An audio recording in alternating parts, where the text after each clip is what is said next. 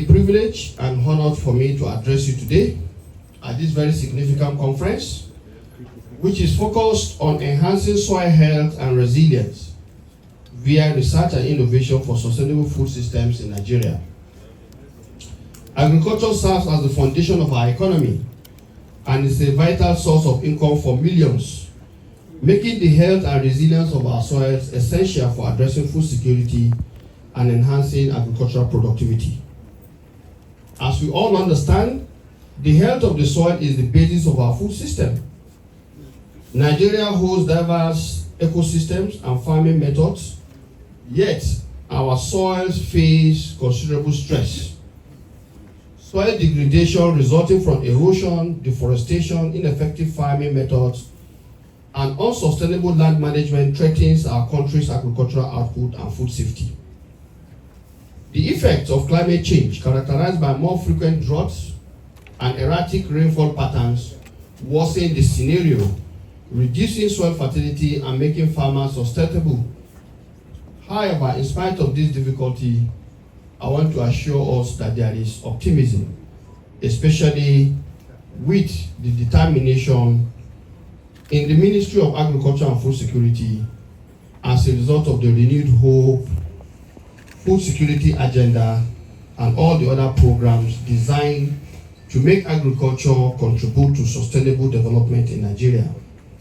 But most importantly, the programs that the ministry is now anchoring on soil. Progress in soil science, technology, and sustainable farming techniques provide hopeful solutions for rejuvenating our soils and enhancing resilience within our food system. Through research and innovation, we can not only rejuvenate our soils' health, but also ensure sustainable agriculture for our future. And I think a question was asked earlier that all the research we are doing, how is it translating? And I think this is the reason why we are gathered here, and I think we may be able to provide answers to some of these things. Research is essential for comprehending the condition of our soils and developing strategies to enhance them. It starts through various methods, and I think the abstract I've seen earlier speaks to the volume of work done by various researchers across various agroecologies. Moreover, studies on sustainable farming methods like agroecology, integrated soil facility management, and conservation tillage can greatly enhance soil health. These methods can replenish nutrient balance, enhance organic matter, and safeguard against soil erosion. Simultaneously, we need to adopt technology-based solutions because technology serves as a potent facilitator in enhancing soil resilience. And in this respect, we are all witness to the various products that are developed, biofertilizer, microbial soil inoculants, and the like. This natural method boosts nutrient recycling, enrich soil structure, and lessen resilience or reliance on chemical fertilizer while fostering the development of healthy crops. Earlier, from a very unlikely quarter, we have been told how cannabis changes the nature of our soil. And I'm sure people will just be thinking is a funny thing, but it speaks volume.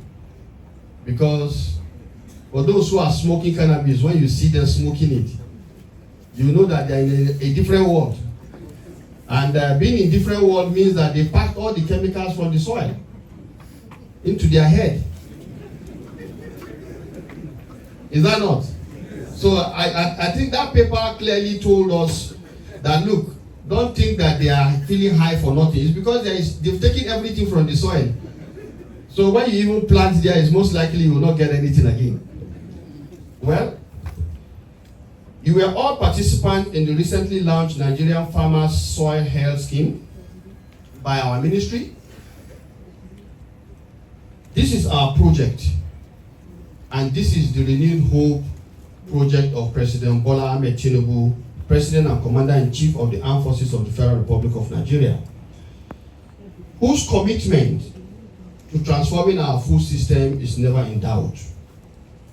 This initiative is a technology-based and transformative effort in the country's agricultural sector It serves as a crucial effort designed to combine the concept of agroecology, climate smart practices, and regenerative farming. It underscores the advancement of sustainable soil health management technique tailored to specific sites and crops, coupled with the correct use of fertilizer.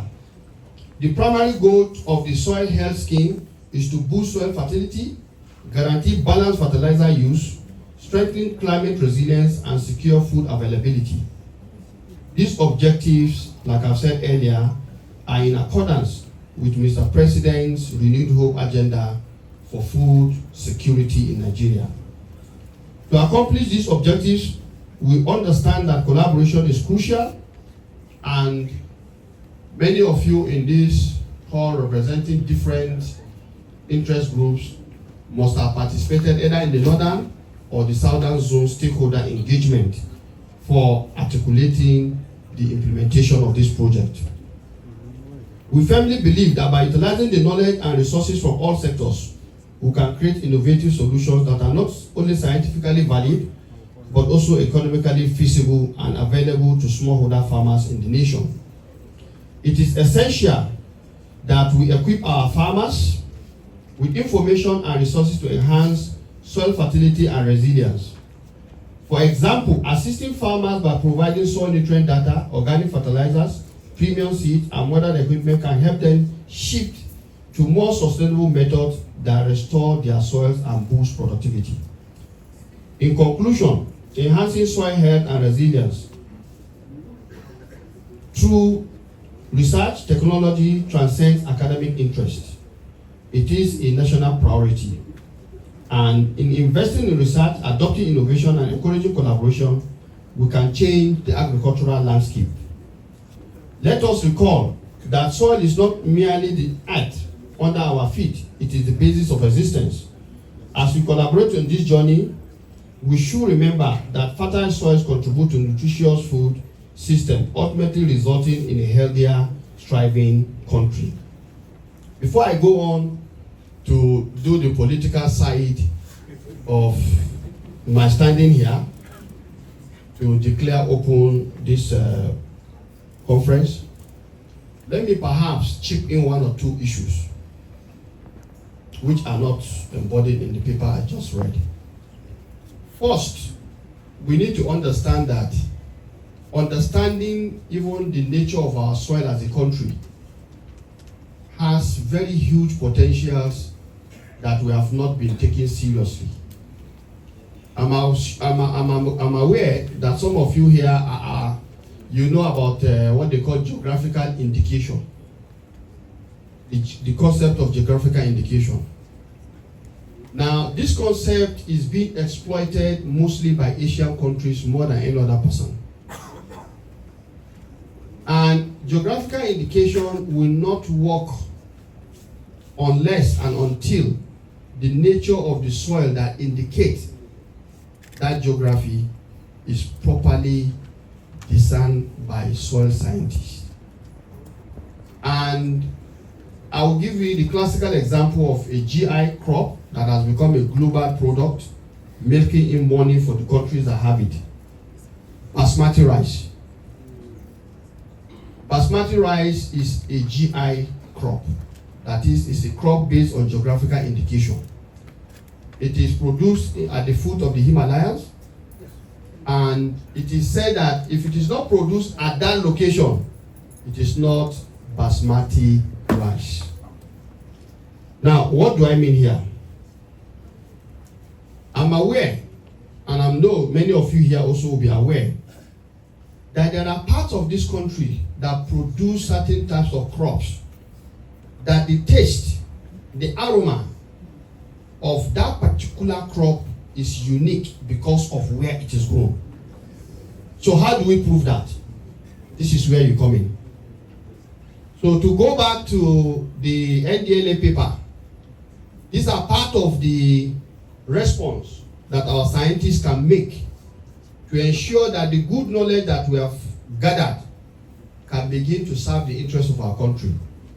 In Kaduna State, I'm told there is a particular location in, I can't remember the name of the town, where they produce a particular type of pepper, and that pepper has a specific aroma and is unique to it. Can anybody remember that? So that is a challenge to you. Find out. But I also want to say that if you are from Borno Yobe axis, there is a particular onion that is unique to that area. It has unique taste and aroma also. And it's only in that area you can see it. These are all candidates for geographical indication.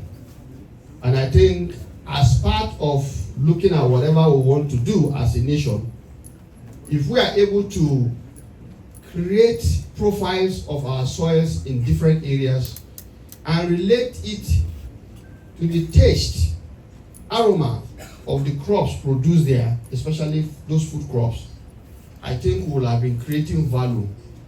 And there is nothing any country can do today in creating value that is better than just creating that value. Because if you are able to do that, that soil is there, is your God-given, asset, and I think if we manage it well, it will help us. That is the first one. The second one is, when it comes to the issue of soil, I think the professionals, you are not doing enough. You've allowed your value to be underrepresented. It's been more or less like discounted. And I know that statement I made earlier, I just did that to awaken all of you from the reality that you are very special and unique and important. And I think until you speak your own, song, if you don't take lead in your narrative, nobody will understand it.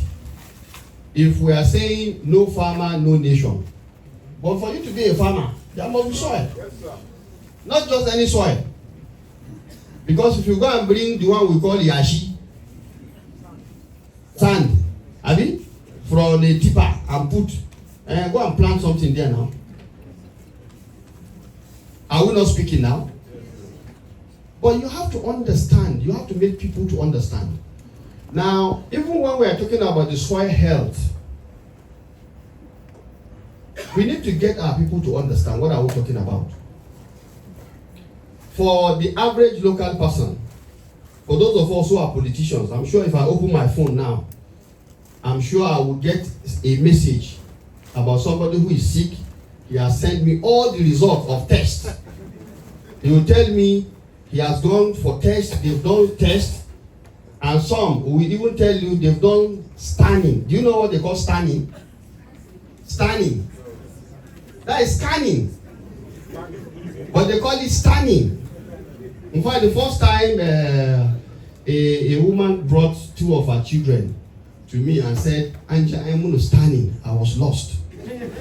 Until she brought out, she said, the son should bring out the this now, so I saw that this is scan result. I said, scanning, she didn't. So, all of this, they understand, our local people, they know that when they are sick, they are asked to go and do tests. That test is important in resolving their health condition. They go for scanning. They know that scanning result, or maybe he will say, "Matana ni anche say I matter scanning." He's looking for money for scanning. He knows that it is necessary for him to get that scan done, so that the problem can be understood, isn't it? Now, what are we saying with soil health? The scheme is designed to achieve the same thing, so that for the farmer, they will do in quote the test and the scanning for his farm. That way, they will tell you, no, you don't need this type of fertilizer. You are wasting your money. You don't need to buy this type of fertilizer, or don't even need to buy so bag of fertilizer. When you buy this and you apply it this way, it will give you a better result.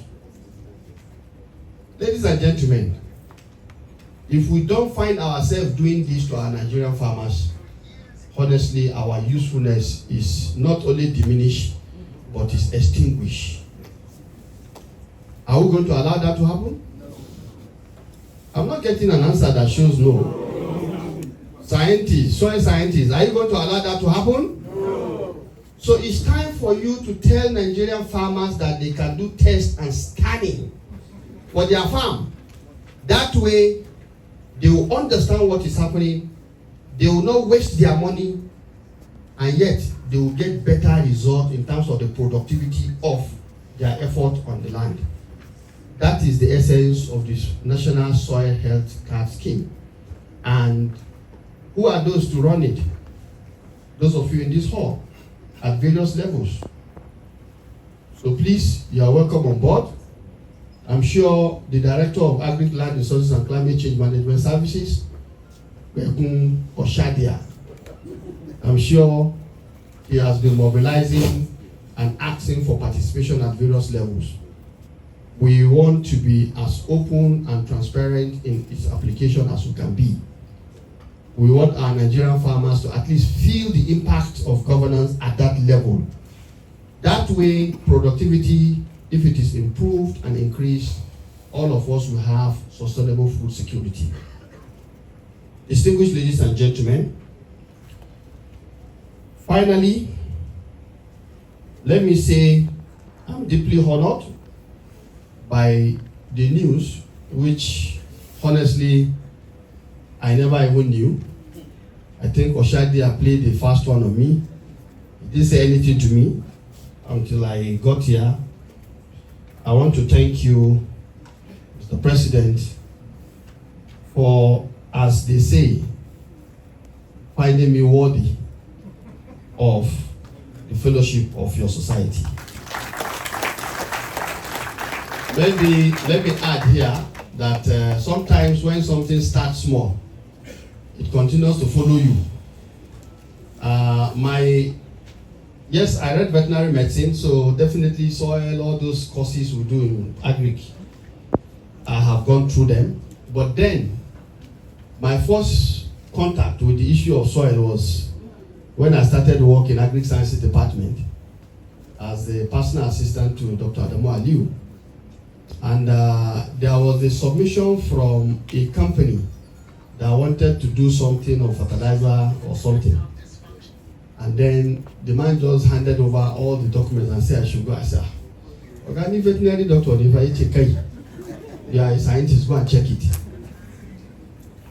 Next week, after this particular event, assignment was given to me, 1 week later, there was another submission from Agric Land Resources then that they want to buy equipment for their soil lab, and I was to go and join the committee to assess and evaluate.